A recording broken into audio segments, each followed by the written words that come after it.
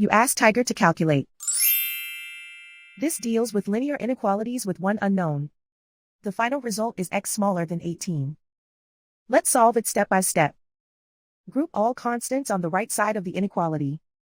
Add 8 to both sides.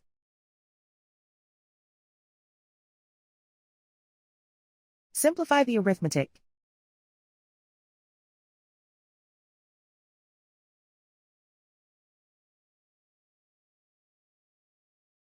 Isolate the x. Multiply both sides by 2.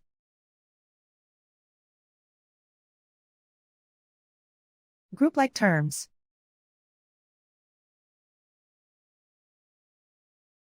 Multiply the coefficients.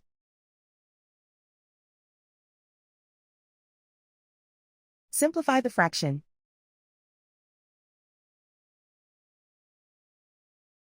Simplify the arithmetic.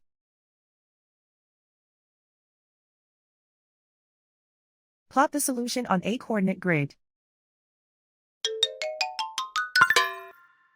And so the final result is x smaller than 18.